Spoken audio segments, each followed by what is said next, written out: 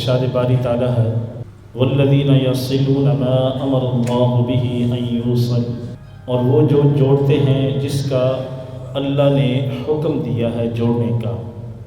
صلہ رحمی جو ہے قرآن اور حدیث کے اندر اس کا ذکر آیا ہے، رشتہ داروں کے حقوق۔ صلہ رحمی کا مطلب ہے کہ رشتوں کو جوڑ کر رکھنا، رشتہ داروں کے ساتھ حسن سلوک کرنا۔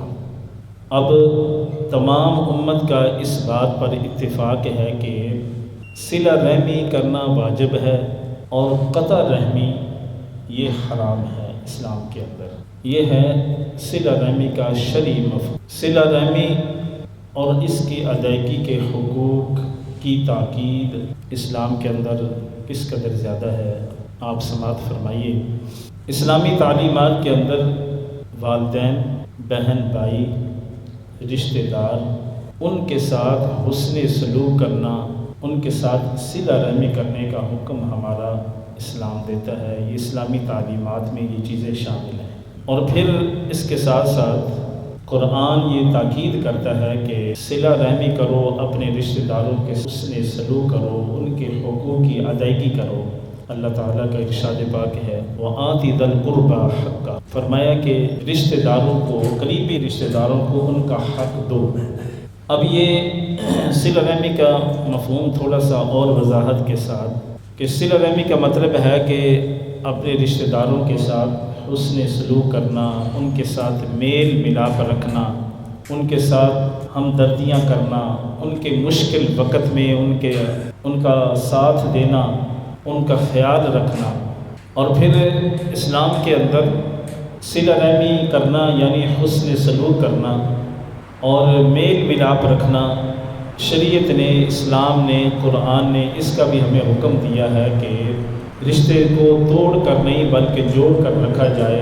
اللہ تعالیٰ نے ارشاد فرمایا والذین یصلون ما امر اللہ بہ ان یوصل، وہ جو جوڑ کر رکھتے ہیں اس کو جس کا اللہ نے حکم دیا ہے کہ اسے جوڑو، یعنی رشتے، آپس کے جو رشتے ہیں ان کو۔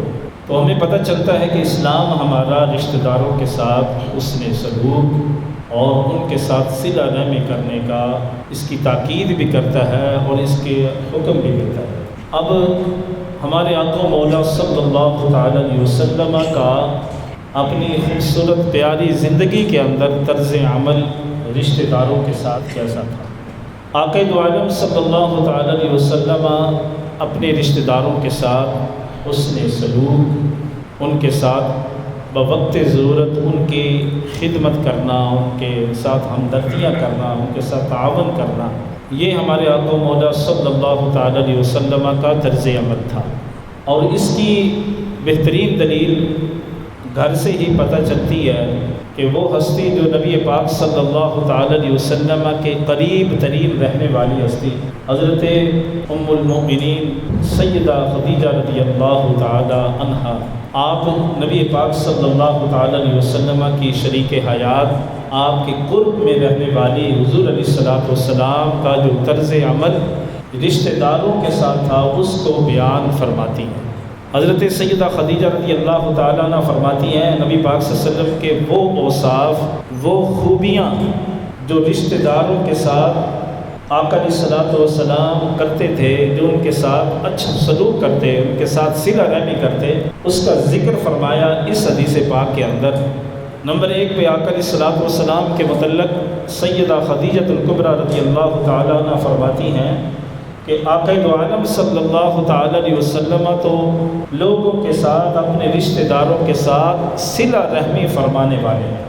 نمبر 1 حضور علیہ الصلوۃ والسلام رشتہ داروں کے ساتھ کیا کرنے والے ہیں؟ صلہ رحمی فرمانے والے ہیں۔ اور دوسری صفت، دوسری خوبی جو نبی پاک صلی اللہ تعالیٰ علیہ وسلم اپنے رشتہ داروں کے ساتھ، اپنے قریبی رشتہ داروں کے ساتھ پیش کیا کرتے تھے، آقا علیہ الصلوۃ والسلام جو کمزور لوگ ہوتے، جو مزدور لوگ ہوتے، ان کا نبی پاک صلی اللہ علیہ وسلم بوجھ اٹھاتے، اور سیدہ خدیجہ فرماتی ہیں کہ آپ ان کا بوجھ اٹھا کر ان کے ساتھ تعاون فرما رہے ہوتے۔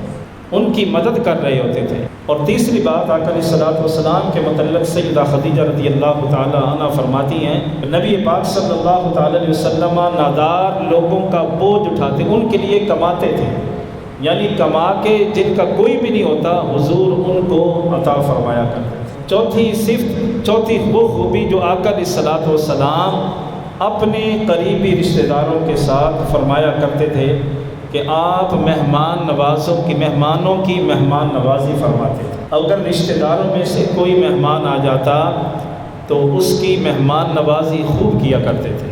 اور نبی پاک صلی اللہ تعالی علیہ وسلم کی 5ویں خوبی سیدہ خدیجہ رضی اللہ تعالی عنہ فرماتی ہیں کہ وہ لوگ جو مسائل میں گھرے ہوتے، پریشان ہوتے، مشکلات میں ہوتے، نبی پاک صلی اللہ تعالی علیہ وسلم ان کی بھی مدد فرمایا کرتے۔ چونکہ کچھ ایسی باتیں ہوتی ہیں کہ وہ گھر والوں کی اندر کی باتیں کہتے ہیں جی اندر والے بتا سکتے ہیں، تو اندر کی جو گھر والی ہوتی ہے، جو زوجہ ہوتی ہے، بندے کے بارے میں سب سے زیادہ آگاہ اس کی خوبیوں سے، اس کی کوتاہیوں سے وہی واقف ہوتی ہے، تو وہی بتا سکتی ہے کہ اس کے اندر کیا ہے۔ تو نبی پاک صلی اللہ تعالی علیہ وسلم کی وہ خوبیاں جو نبی پاک صلی اللہ تعالی علیہ وسلم اپنے رشتہ داروں کے ساتھ پیش آتے تھے، ان کے ساتھ اس نے سلوک کرتے تھے، وہ سیدہ خدیجہ رضی اللہ تعالی عنہ نے فرمائی، ہمیں بتائی کہ آقا علیہ الصلوۃ والسلام کا جو رویہ تھا رشتہ داروں کے ساتھ، جو حسن سلوک تھا، وہ اس انداز میں تھا۔ اور ایک حدیث پاک میں آتا ہے، ابن ابو الحسین رضی اللہ تعالی عنہ فرماتے ہیں کہ نبی پاک صلی اللہ تعالی علیہ وسلم نے فرمایا، لوگوں کیا میں تمہیں دنیا اور آخرت میں جو اچھا اخلاق ہے اس کے بارے میں نہ بتاؤں؟ دنیا اور آخرت میں جو بہترین اخلاق ہے اس کے بارے میں آگاہ نہ کروں؟ کریم آقا علیہ الصلوۃ والسلام نے فرمایا، وہ یہ ہے کہ جب تمہارے ساتھ تمہارے رشتہ دار تعلق توڑیں تو تم نے کیا کرنا ہے؟ تعلق کو جوڑنا ہے۔ آقا علیہ الصلوۃ والسلام نے فرمایا، جب وہ تمہیں دینے سے ہاتھ کو روک لیں، محروم رکھے تمہیں، تو نبی پاک صلی اللہ تعالی علیہ وسلم نے فرمایا، تم نے اپنا ہاتھ نہیں روکنا، تم نے انہیں عطا کرنا ہے۔ اور تیسری بات حضور علیہ الصلوۃ والسلام نے فرمایا، دنیا اور آخرت میں جو بہترین اخلاق ہے، فرمایا وہ یہ ہے، جب تم پر کوئی ظلم کرتا ہے تمہارا رشتہ دار، تو اس کا بدلہ جو ہے ظلم سے نہیں دینا، بلکہ تم نے اسے معاف کر دینا۔